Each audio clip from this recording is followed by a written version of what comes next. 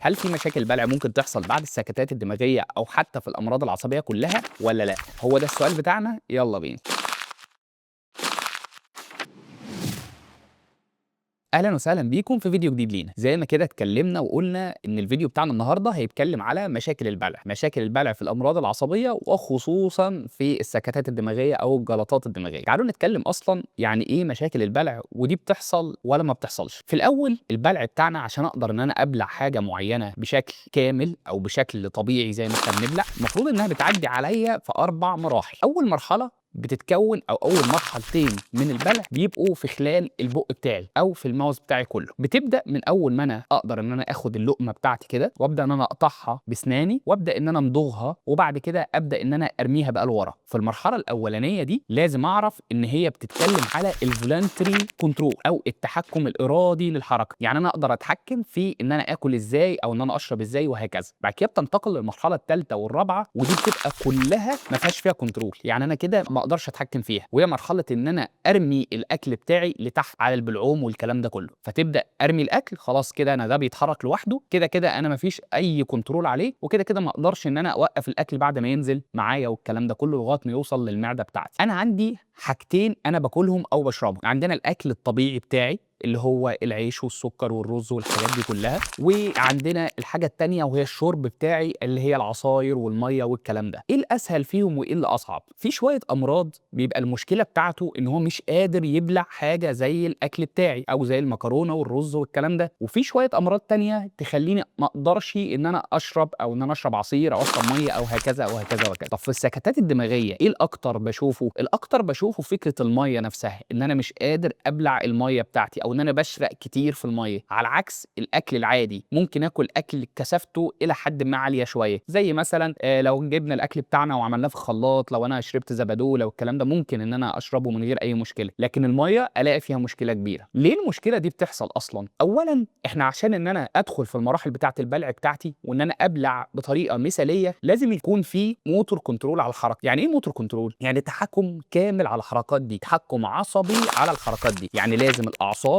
اللي بتغذي العضلات اللي انا باكل بيها تكون شغاله بنسبه 100%. طيب الاعصاب دي جايه منين؟ اول حاجه جايه من شويه اعصاب طرفيه واصله من اول جذع المخ لغايه العضلات اللي انا باكل بيها. طيب بعدين الجذع المخ ده بيتواصل بطريقه دايركت او مباشره مع المخ بتاعي الكامل. جذع المخ هو اللي بيحتوي على المناطق بتاعه البلع، فبالتالي لما يحصل جلطه في المنطقه بتاعت جذع المخ، وجلطه ايا كان صغيره او كبيره، بنسبه كبيره جدا هتاثر لي على البلع وبنسبه كبيره جدا هتخليني مش عارف ابلع، فبالتالي يحصل مشكله ان انا مش عارف ابلع فيحصل مشاكل كبيره. طب ايه المشاكل اصلا اللي احنا بنشوفها نتيجه عدم البلع؟ ما عادي ممكن اقول للشخص ده ما بيبلعش فخلاص حط له بقى كانيولا او اعمل له محاليل او الكلام ده كله. مشاكل البلع مشكلتها الاساسيه ان هي ممكن لا قدر الله تفضل مكمله معايا لغايه ما تؤدي للوفاه. ازاي تؤدي للوفاه اصلا؟ او هل ده احنا بنشوفه كتير؟ طبعا بنشوفه كتير. تخيل معايا ان انا مسكت لقمه عيش ورحت اكلتها وانا بمضغها مفيش اي حركه تخلي الاكل اللي نازل ده يروح ناحيه المجرى الطبيعي للاكل، لا ده هو راح ناحيه مجرى التنفس، فدخل في المجرى بتاع التنفس، هوب سدلك النفس بتاعك، هوب دخلنا في انفكشن، هوب دخلنا ان احنا تلوث في الرئه كبير، فحصل حاجه اسمها النمونيا او التهاب رئوي حاد. النمونيا دي تدخلنا الرعايه، واول ما ادخل الرعايه يحصل مشكله كبيره، انت دخلت الرعايه المركزه بقى وهتوصل بقى ايه كل المشاكل بتاعت الرعايات بقى، فممكن تؤدي معاك لغايه ما توصل لفكره الوفاه. فعشان كده حته البلع دي مهمه جدا ولازم نركز عليها جدا جدا جدا. طب اركز عليها ازاي؟ المريض بتاعي اول ما يخرج من المستشفى لازم اخلي عيني عليه. يعني ايه اخلي عيني عليه؟ ابدا ان انا الاحظه في كل الحركات اللي هو بيعملها، يعني اديله الاكل واشوفه. طب امتى اشك ان انا عندي مشاكل في البلع؟ اول حاجه الشرقه، ان انا وانا بشرب وانا باكل بيشرق كتير، اول ما يجي ياكل تلاقيه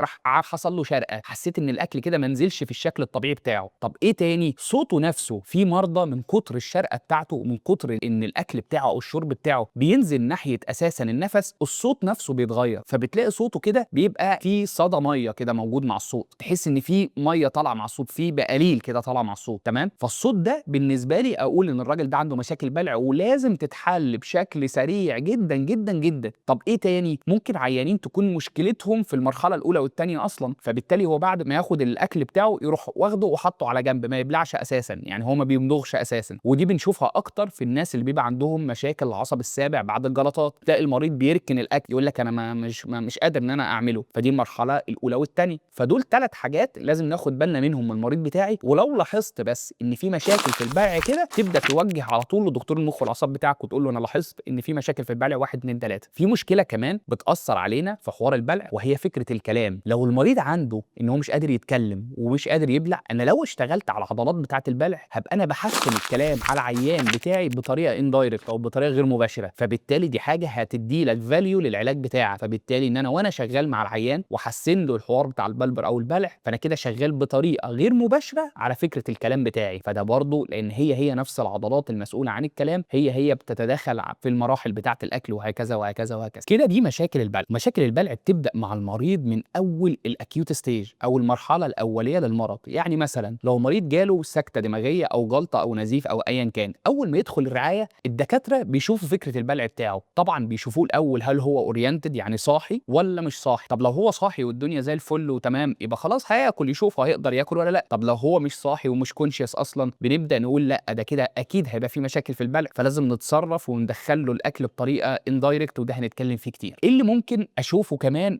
او اقول ان العيان ده عندي مش قادر يبلع؟ ممكن اشوف حاجه اسمها الجاد ريفلكس او الريفلكس بتاعه. بيبدا الدكتور بتاعي بيمسك عصايه خشب كده اللي هي التانج ديبريسور، وبيبدا اللي هي خافض اللسان، يعني بيبدا ان هو يحطها في اللسان من جوه خالص كده ويشوف. لو العيان اول ما العصايه دي بتلمس الحلق بتاعه من جوه يروح يبدا يعمل ريفلكس كانه هيرجع كده، يقول ان في جاج ريفلكس. وده من اكتر الحاجات اللي تخليني اطمن اصلا في فكره ان البلع موجود او الريفلكس ده موجود، تقول لي ان التحسن بتاع العيان ده هيزيد شويه او هيتحسن معايا شويه. اخر حاجه لازم ناخد بالنا منها، هل العيان ده بيعرف يكح ولا ما بيعرفش يكح؟ لان تخيل ان انا اكلت اكل وراح داخل على المجرى بتاع النفس، لو انا مش قادر اكح في مشكله كبيره، ده هيدخل كده للرئه وهكذا. لكن طول ما العيان قادر ان هو يكح بشكل سليم ويطلع الاكل ده لو دخل في مجرى غلط، فده بالنسبه لي حاجه كويسه. فلو العيان مش قادر يكح، ليه طرق معينه عشان اجيب الكحه بتاعته او اخليه يعرف يعمل الكف ريفلكس بتاعه. بكده نكون شرحنا ليه بيحصل اساسا مشاكل البلع، واتكلمنا